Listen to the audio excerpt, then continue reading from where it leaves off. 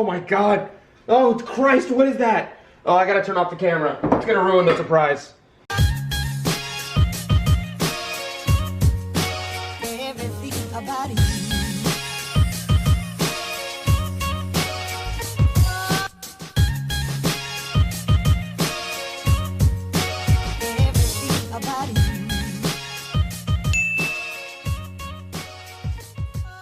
Hello you dirty potters, how are you today? Today we're going to be doing a kiln opening video, and I'm fairly excited about this kiln opening because I made a little tiny tweak to my kiln loading schedule that I think could help my stuff out quite a bit. Everything that you're going to see in this kiln opening today had a hold put on it at the very top of cone 6. So that means once it got up to top temperature, the kiln held its temperature for a good 5 minutes and just kind of flatlined that temperature until that 5 was over, and then slowly dropped it off naturally. And I'm not going to lie to you guys, I already looked inside the kiln and there's some sauce in there. Now if you're new to the channel, because I think we have like 4,000 or 5,000 new subscribers since last we posted a kiln opening video, the way a kiln opening video goes is I open my kiln, and then I show you what's inside, and then I make a video out of it.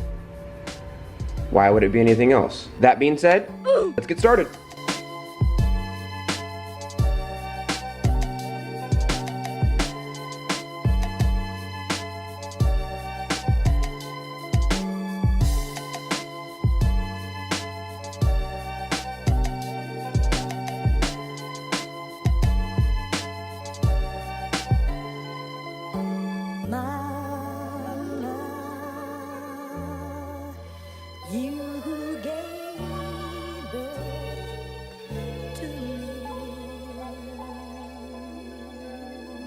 And most of you who've been with the channel for quite some time know how this goes by now. There's the good pile, the bad pile, then there's the maybe pile. But we also like to ramp up, so I'm going to start with the stuff that I found the least impressive in the entire kiln load, and then we're going to save the stuff that I thought was the best from the kiln load till last. Your job is in the comments below to tell me which ones you like the most. Let's start off with these two cups right here that I absolutely hate. I cannot stand them at all. These two cups were actually just John Britt's copper red put to cone 6 oxidation, and of course everything here is cone 6 oxidation, has a 5-minute hold in it. Not only does it have a lot of discoloration issues where it'll be clear on some spots and then it'll be like dark on some other spots, it was supposed to make the color red, and you can kind of see that localized reduction right there. You can kind of see where it's turning a little bit red, but the majority of the product comes out like this.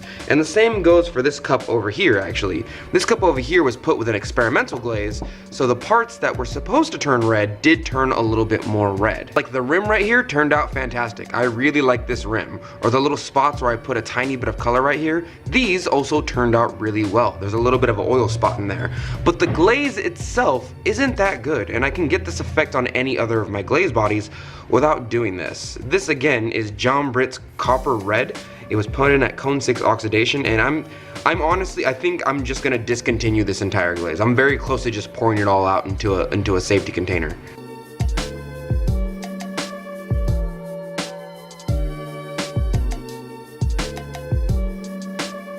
This is a glaze I've been experimenting with for a little bit now. This is June Perry's purple, and I've been trying to redevelop a purple that would make my mom happy and my girlfriend because they both like purple, and I don't be making purples. But I found a recipe online to make me a good purple, and I'm actually extremely surprised because it doesn't really seem like it's purple. It really seems like it's light greenish pink or something to that effect, and it's really a big surprise because this gradation here, this color right here, is the color that I've wanted all along, which is really sad because this doesn't look like purple to me. This looks more like a dark crimson red, and the color on the inside turned the color that I wanted John Britt's copper red to turn out all along in the first place. This is exactly what I have been wanting from John Britt's copper red. The only issue is that this has a bunch of pitting in it. You can probably see it from this angle if I hold it really close, but this is not a desired effect. This one technically was at the bottom of the list because of all that pitting in there. This is not even food safe at that point, but I can very easily fix that. I can probably put some more silica in there. I can probably put a little bit of more glass former and it'll even out. I kind of wonder if it's the 5-minute hold that I did, because usually this type of glaze, June Perry's purple, is kind of acclaimed to be a good glaze. So I'm gonna fix it. I do like this glaze though. This is probably gonna replace John Britt's copper red if I have anything to say about it.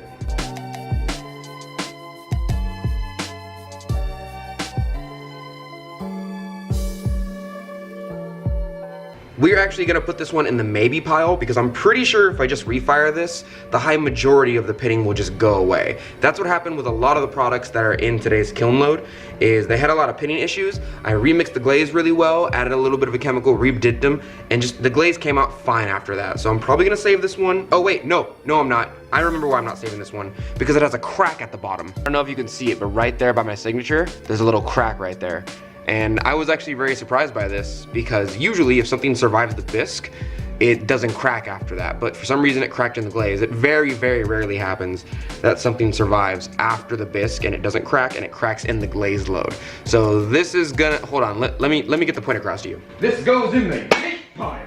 Now this is definitely one worth saving. When I opened up my kiln load, this is on the top layer, so I was extremely happy and surprised with it, but I was like, oh, what's this? What's this? I was all kinds of Merry Christmas to myself, because I thought for a pure second that John Britt's Copper Red did its job for once. I totally thought that it turned this type of dark crimson red, only to later find out that this is June Perry's Purple.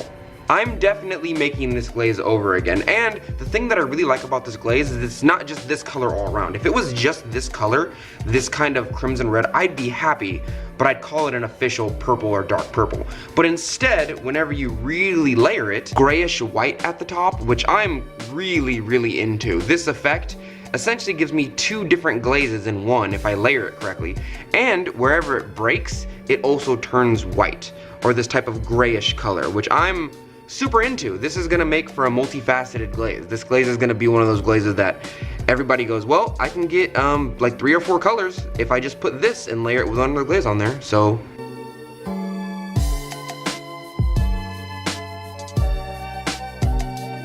for sure gonna be putting this in the maybe pile, because I'm pretty sure, again, if I refire this, this will come out fine. I also really want to see what happens when I refire it.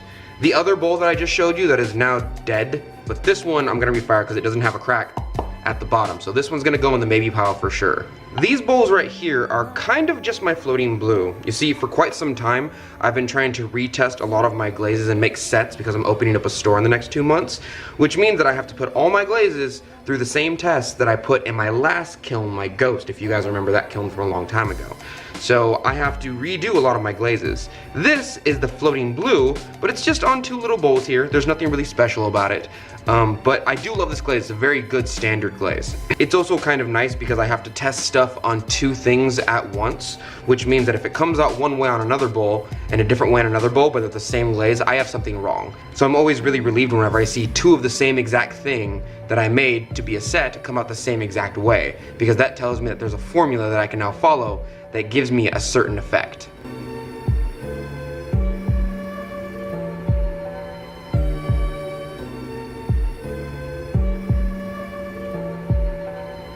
I would show you this bowl, but it's literally the same exact bowl because they come in a set, so I'm not gonna show you this one.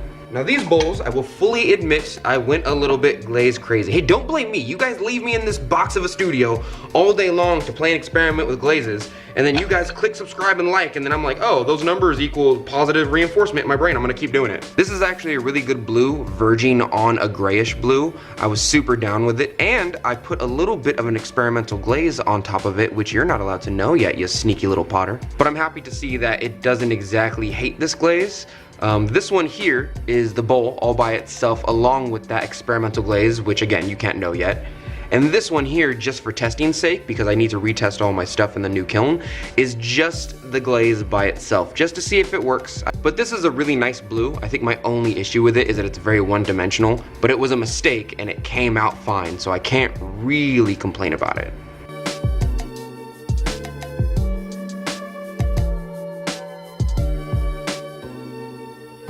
Okay, these ones are nice, yeah? Like, these are going in the keep pile. These might go in the store because they are kind of a set. They nest into each other fairly well. So I might sell these as a set on the store. I was wondering how far I can push that new glaze. So I put another layer of that glaze on there, right? And then I put that top secret, you know what, I'm just gonna tell you, it's oil spot red. It's oil spot red. I found it. It's great, it's amazing. It's the holy grail of all glazes, and I'm gonna give you an episode on it soon. Just hold on to your potter pants. In the middle here, I put some of that secret glaze on the inside. Man, turned out real nice. It has a really good, not a bad, I was gonna say bad, but it has a really good habit of creating oil spots wherever it goes. So if I combine this glaze with essentially anything that's lighter than itself, it kind of makes this oil spot glaze. Now that I know it works on one thing, if it worked differently on something else that was the same exact type, I'd have an issue. But instead, I basically got two of the same exact thing. See? So now I know for sure that this works out this way.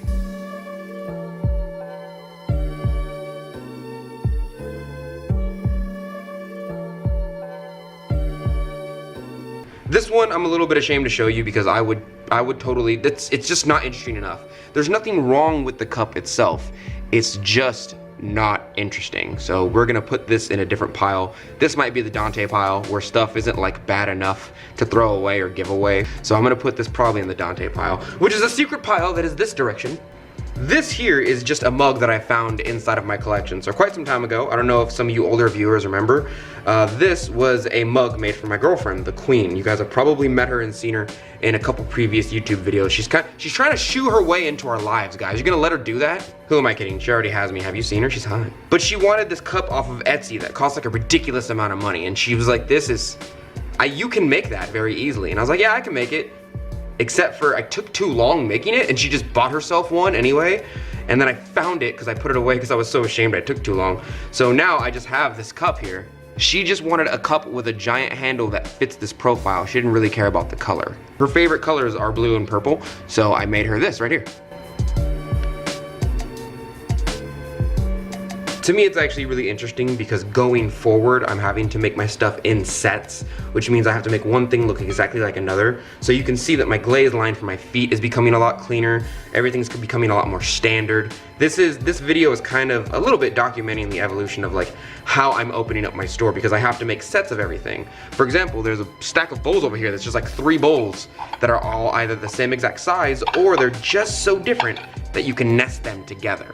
Okay, since the bowls are already out, we might as well. These 3 bowls here are exactly the same, but I made them as kind of a triple set, which is an oxymoron because a set should be like 2, but whatever. They all nest inside of each other, right? They all fit, so if you put them in the cabinet, they would all kind of sit like this. And I decided to make them all Ron Roy's High Gloss Black. I'm pretty happy with Ron Roy's High Gloss Black right now. It's all very clean. At the moment, it doesn't move very much. You can see that glaze line on the foot is So I'm really happy with it, but I decided to give it a little bit of sauce in the middle. I decided to put a little bit of this crystalline glaze that I have on my shelves just laying around on the inside. I will say that if you look a little bit closer, I don't know if the camera can catch it, but it does make a tiny bit of a texture at the bottom, so when you bring up another one, you can kind of see the texture change each and every time, right? So here's the other bowl I just showed you, the first one right here, and here's the second one. And then if I bring up another one from over here, which is the same bowl, you can see that the texture changes each and every time.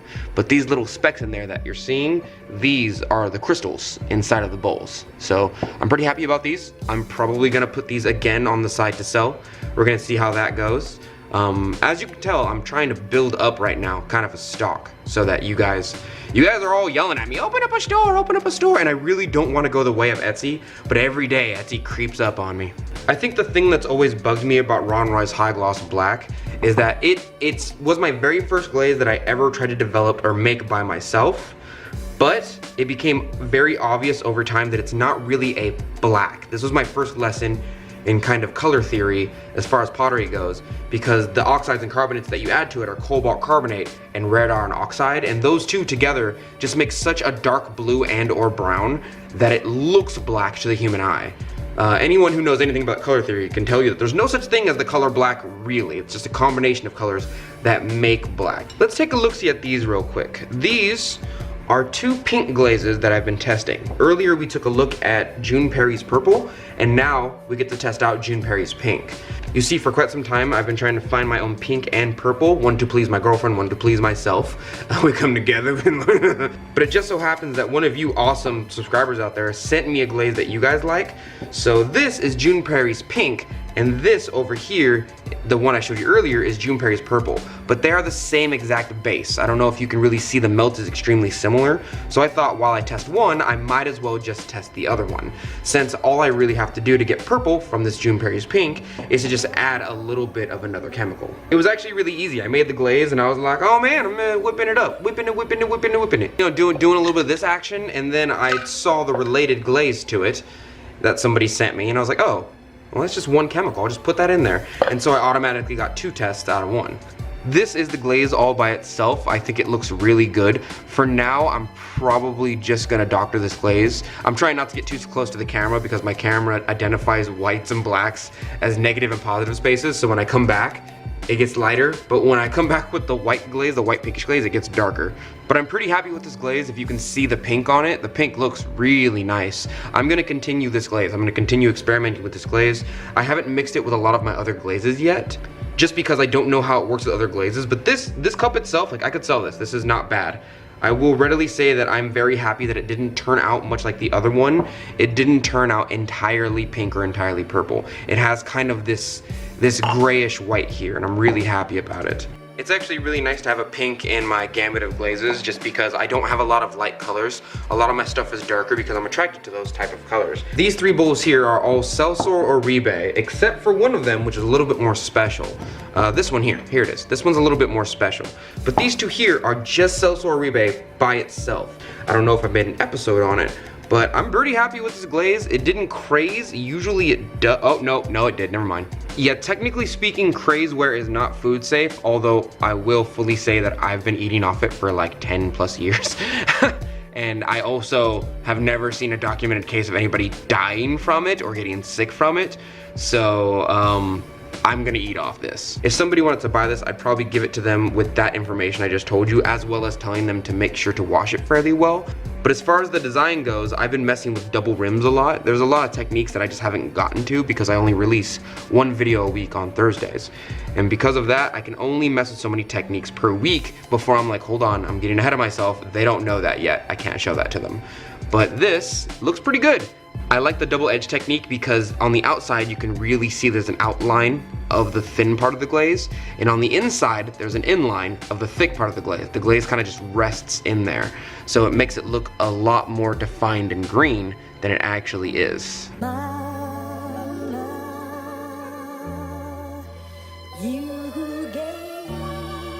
I've been doing this pattern for a long time as well. I usually make a bowl and then do little twisties and threes, 5s, 7s, those are kind of the thing. But yeah, these 2 bowls are exactly the same.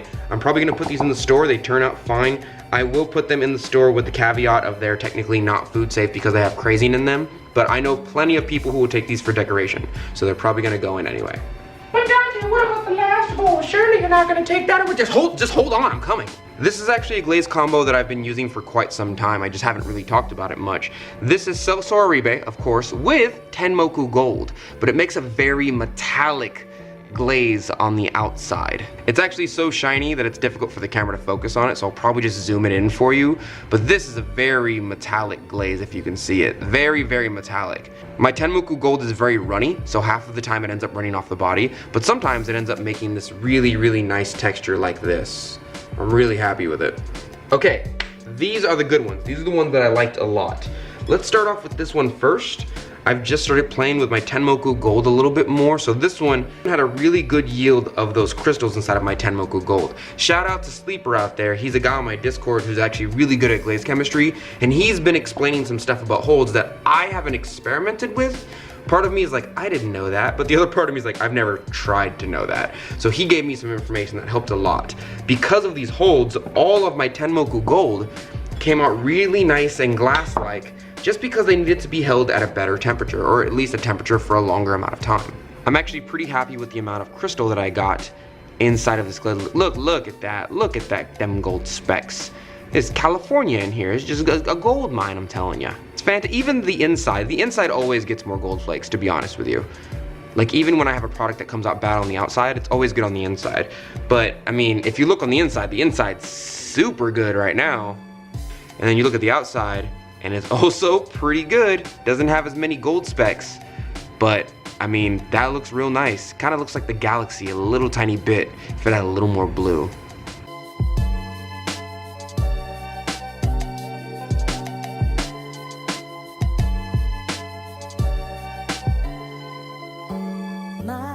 I think my favorite thing about the Tenmoku Gold, and I've probably named this before, is that whenever I dip them inside the bucket, right, I get tongs and I glaze dip, usually.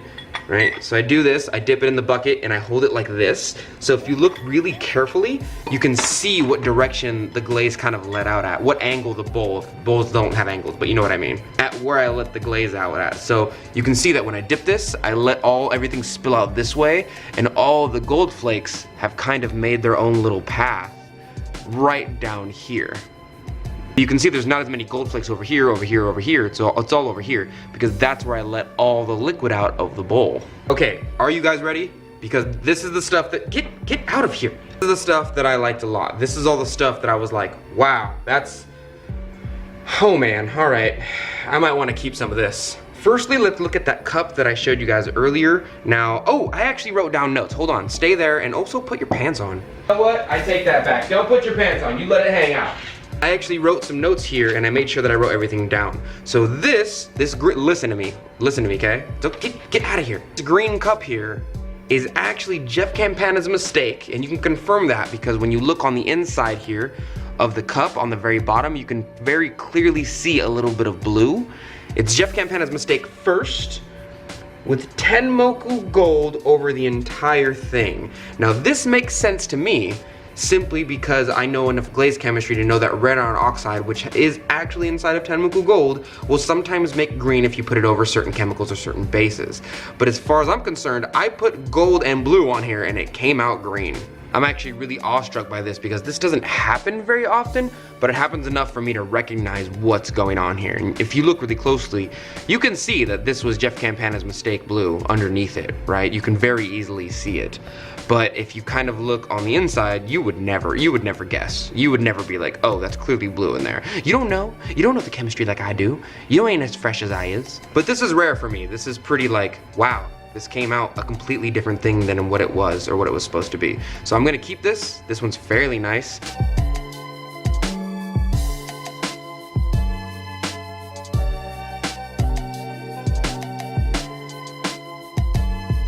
But Donte, I hear you say in the comments below, how are you gonna top that? That was the sauce. That was la creme de la creme. How dare you underestimate my power?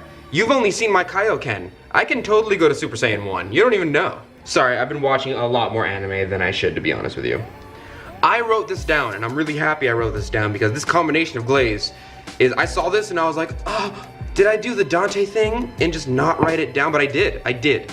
This is June Perry's purple underneath Tenmoku gold. This cup is not only visually interesting from an actual craft point of view because I made it kind of this organic way like this, it's also interesting from a glaze point of view. It's put up on a pedestal kind of that I trimmed into the foot.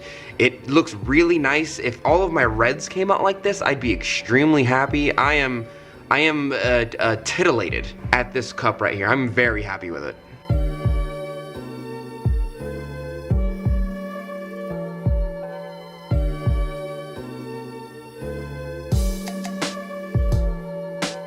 You can kind of see the little gold specks tried to come out right here and it didn't work out too well. You can't really see the inside of the cup, but the inside of the cup looks, oh no, yeah you can. Yeah you can, get in there.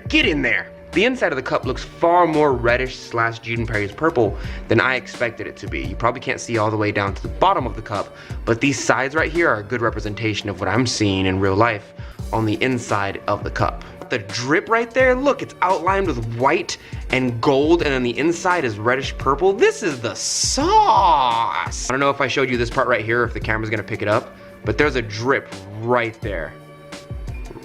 See it? Oh man, I'm about this. Big shout out to all you people who have been sending me glaze recipes because I find some real gems in here. I have a whole book full of glaze recipes that I've already tried. The issue is that whenever I go through them, I have to test them in so many different ways. So it takes me like a year or at least half a year to find a glaze that I really like that I can develop and stick to. And then I have to reformulate it whenever a pit changes. So if I go to a clay store and I buy 2 different chemicals and they've changed color, I'm like, cool, thanks. Now I have to do 6 months of work all over again. Whenever I get surprises like this, that means the chemicals that I have now will produce this. So I'm really happy about this. But hold on, Billy Mays. There's more. No way you can boom Super Saiyan 3, how dare you. As I told you guys before, I'm working with an experimental glaze of Oil Spot Red. And of course, I wanted to mix it with another glaze of mine that automatically usually makes oil spots. I have this glaze called Lumos, which many of you know that I already have. But this glaze here is kind of like an oil spot on top of Lumos, which already makes oil spot. If you mix Ron Roy's High Gloss Black with this Lumos glaze, it'll definitely make you an oil spot glaze. But this here, oh boy.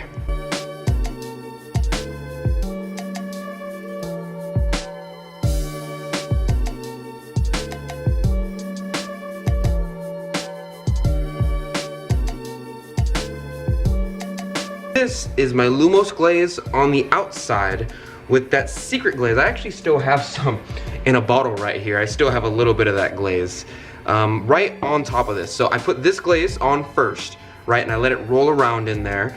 And then I put Lumos over the top of it. I just dip Lumos in the entire thing. So the outside is mostly Lumos, while the inside is mostly this oil spot red glaze that I've been kind of making over here. I'm really happy with this. I told you guys at least once a month I'm gonna have a specialty spot in my store. I'm gonna have something that I consider to be art and not just craft. I'm not just gonna pump out cups and bowls all day and sell them to you. There's some stuff that I'm actually gonna make, much like these lotus bowls or these glaze bowls here, or you know, there's a piece over here that I've been working on for quite some time. It's kind of an organic looking vase that a lot of you seem to like on Instagram. So I'm gonna put stuff like this in the store at least once a month. It's gonna be kind of a specialty spot. And these are definitely going in that specialty spot. These are also, again, a set. Well, thank you, Dirty Potters, for joining me today. I just wanted to show you guys, this was kind of my first real kiln load inside of the brand new kiln. I wanted to see how everything worked out. This is the first time I've also done a 5-minute hold because now I have the kiln to do a 5-minute hold. If you guys would like to see any of my actual artwork, the Discord, the Instagram, and my Facebook fan page are all down below. That way you can look at pretty pottery pictures all day long. Also, I'm not gonna lie to you guys, I be messing around on my Instagram like all the time. I'm just like, being a fool on my Instagram. But thank you guys for joining me today. I hope you guys had a good Thanksgiving and I hope you guys have a good Christmas dinner. Watch out for your uncle. For some strange reason, he doesn't like as many stars on his flag as I like on my flag. My flag has like 50+ stars. He has like the 10 with the circle on it. I don't, something's up with him. I hope your next kiln load comes out fantastic and I will see you, Dirty Potters, next week.